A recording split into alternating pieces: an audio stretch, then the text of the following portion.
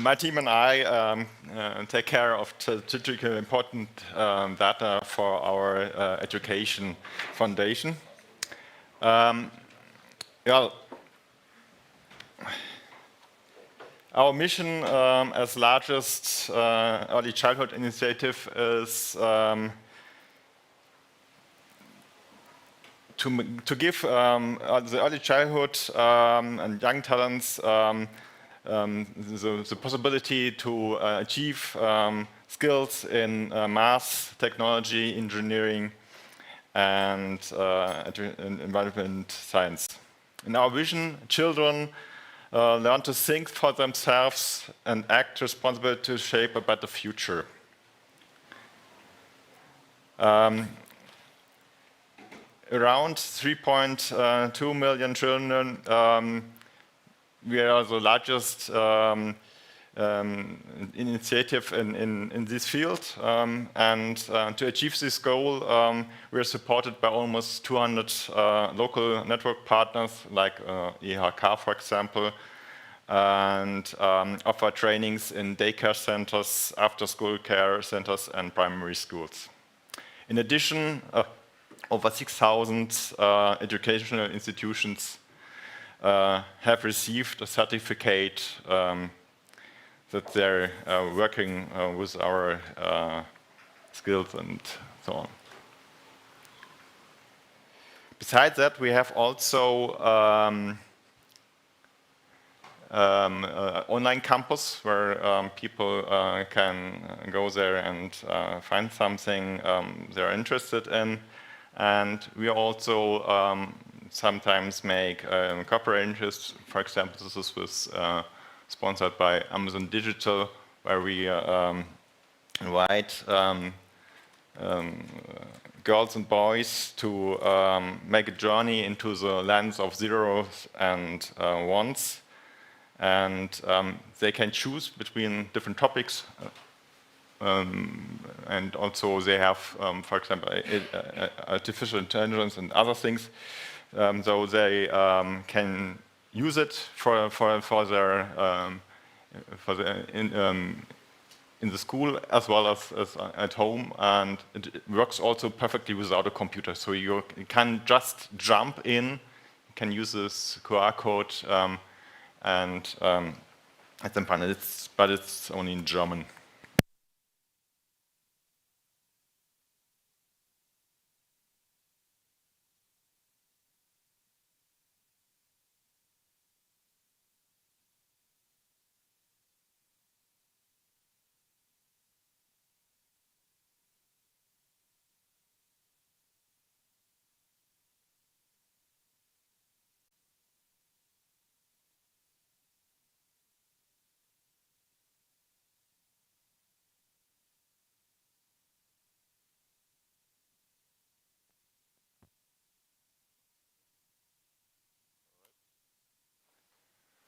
Can you hear me now? All right. Well, nice picture. The question is, we're moving to a different topic now. Are we taught the turkey? And well, you see, taught the turkey, and he's also a data nerd. He measures exactly how much time the farmer spent with him, how much food he gets, how much he can run outside, and the results are clear. He's the best. And so his prognosis for tomorrow is also very positive, but next day is Thanksgiving. Let's hope, for Todd's sake, that he gets a presidential amnesty. This is the so-called turkey illusion, that you're choosing the wrong data or looking only data which are in the past, and don't keep in mind that there may be other data helps you getting a better idea of what in which situation you really are. And this brings us to the question how much organizations rely on data, and how crucial are data and insights for organizations. And often it's not that much as you might think. Basically, you start with a little or on a very low level on data decision and raise up with the time. And it's often very heterogeneous inside the organization. So, for example, the data team, of course, use a lot of data and all, for example, research and so on. They have a lot of data and experience with that, so they rely on data and they also like to decide on data. But if you look in other departments, that change a lot. And to give a picture how it actually, or nearly actually in Germany, here's some results from Bitkom from 23. Two things stand out. First, data-driven models does not yet play a major role, but they are increasing, like you can see here. And the same situation, I'm sorry I don't have it for the Netherlands, on the EU side, but you can choose this link below. There is also data from all other EU countries. Even here you see that the data-driven business is not very common, but it's still increasing.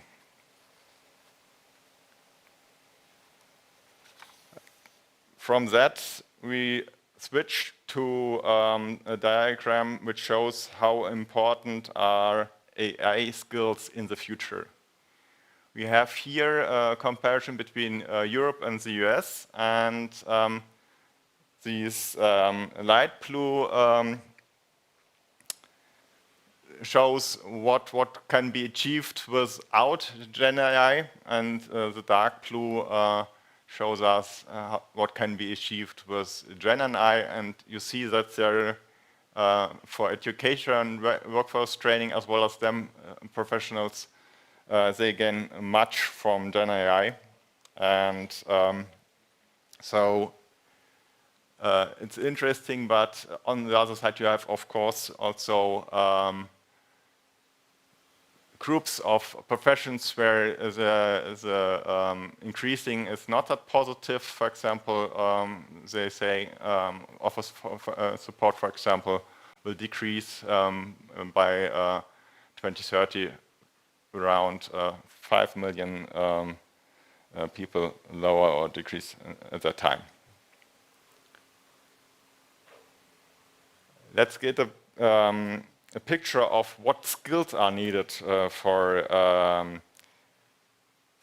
AI, and there's also this diagram here. It's a bit messy, so I switch to the next one.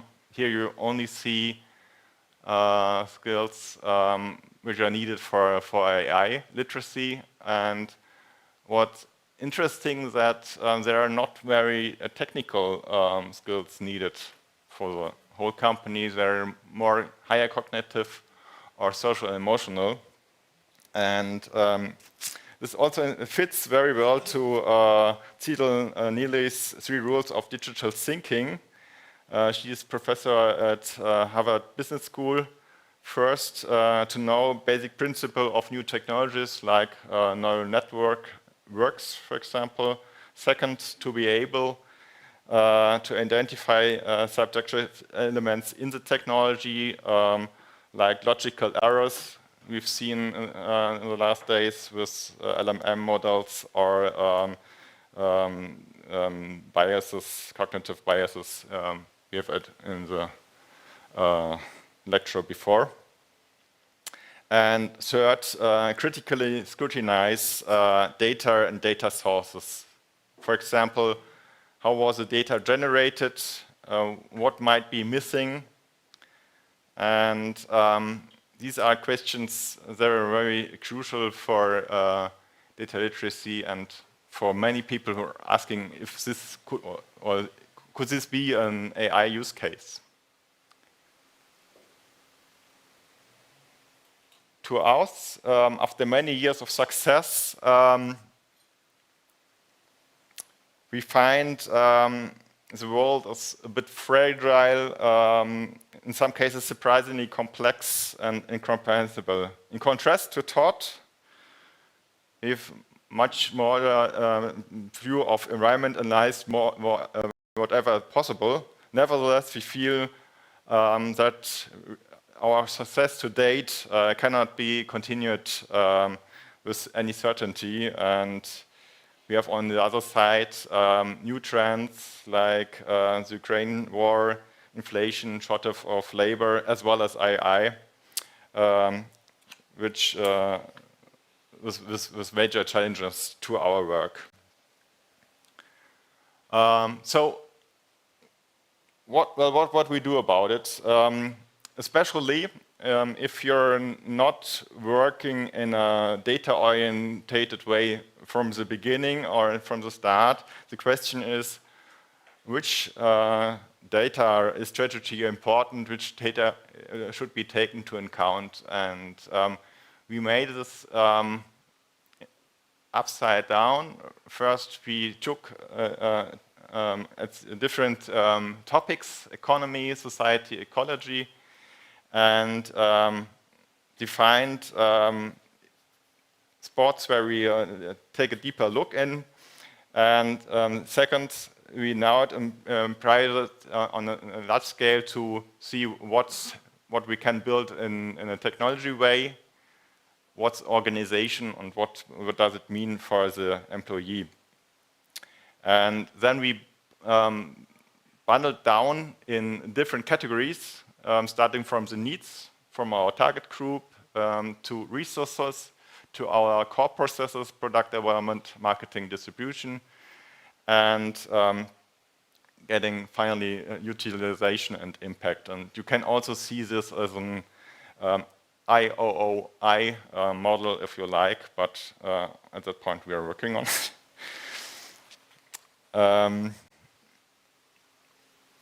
Yeah, here you see how we use or we started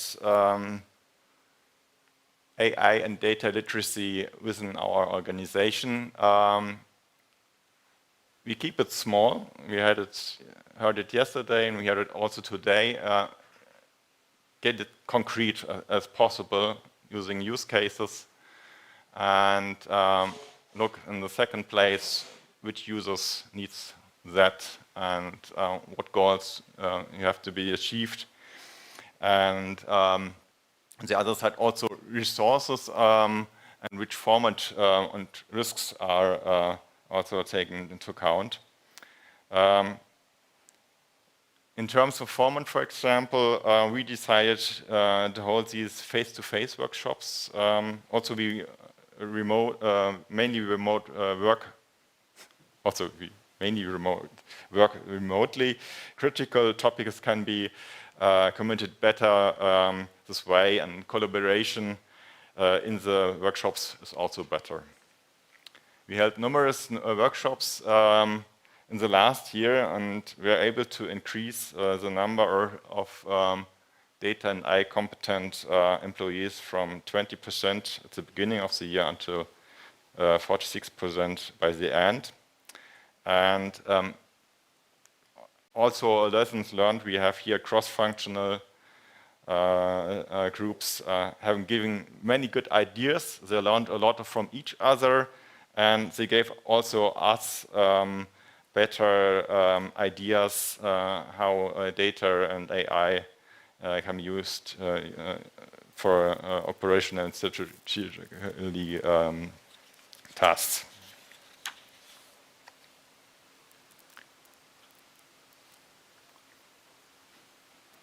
Yes. Well, here you see the 8 topics we took into account. Of course, not all employees need these topics, but they give us a structure where we have to keep an eye on and to develop competence profiles for use cases as well as for other things. And here are some examples how we did it. So 0 means nothing is needed, and 3 is professional or expert level. On the left, you have a manager role, for example. On the right, this is a training expert developing courses, seminars, and so on. Oops.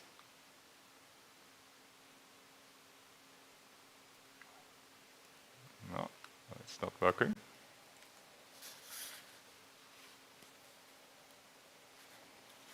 Here we are.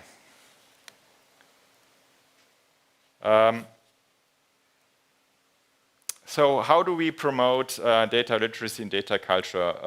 Through concrete database insights, through use cases we developed together with the employees, and it's a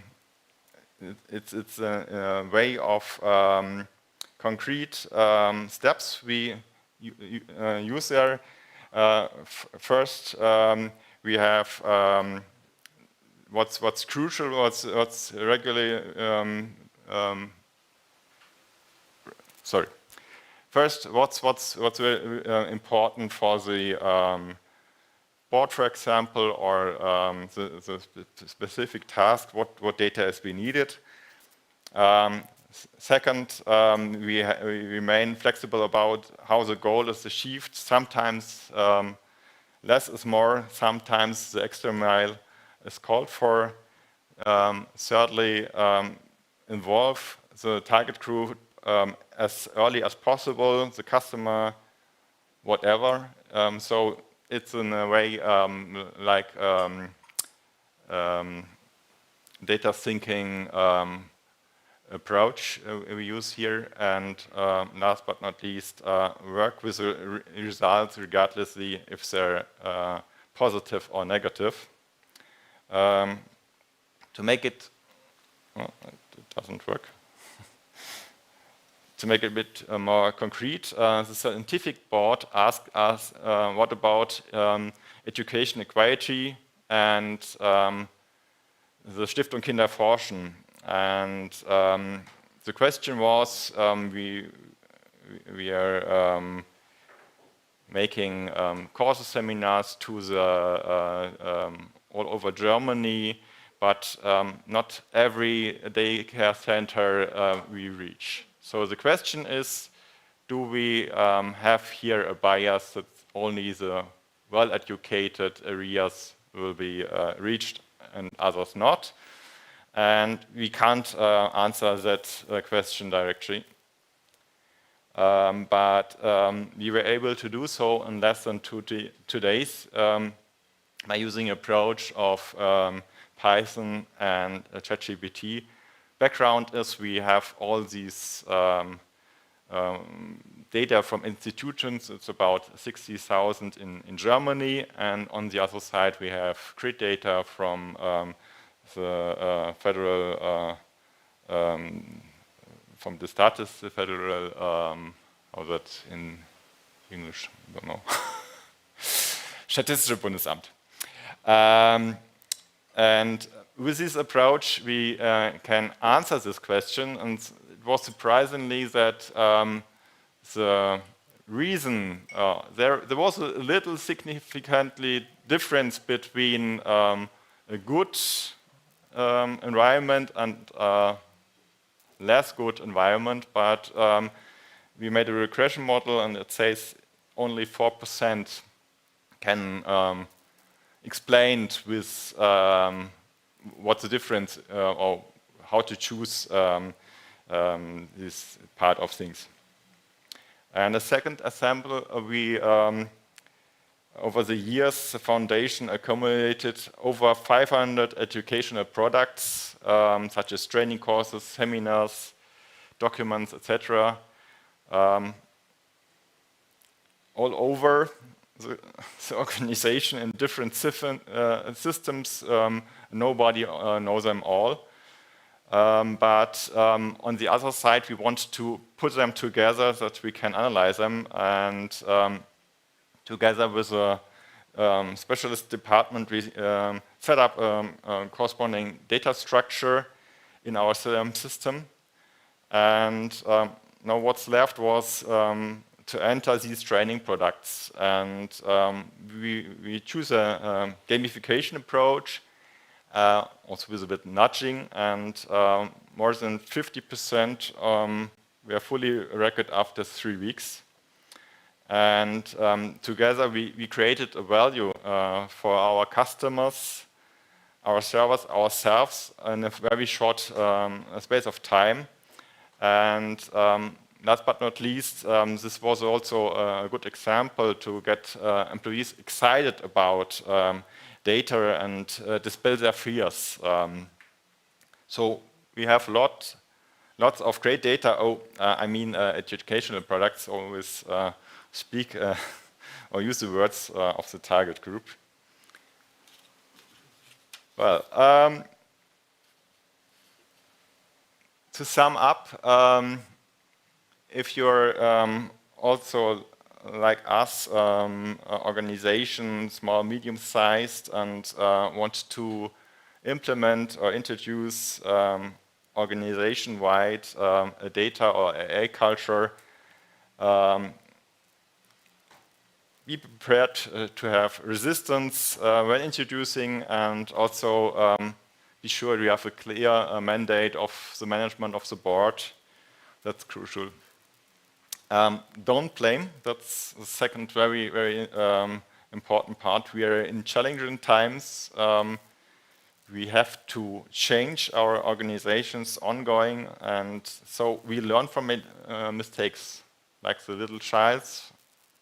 We learn, so we promote discovery-based learning, and we had it before with the innovation management. That's the thing where you can make your organization grow. And we heard it also before, better carry out small cases than large ones. And if you're getting data-orientated, it's also very essential that you only use data for which really is used for a decision, not everything what can be shown. That's by dashboard is example there. And to us, it also shows that it's not necessary all the time checking weak signals, but checking from time to time and decide if you monitor them in a short or in a longer period. That's the decide then. And yeah, last but not least, if your organization likes your data and works and feels well informed, then celebrate it. Communicate this data, and this leads to even more enthusiasm for data.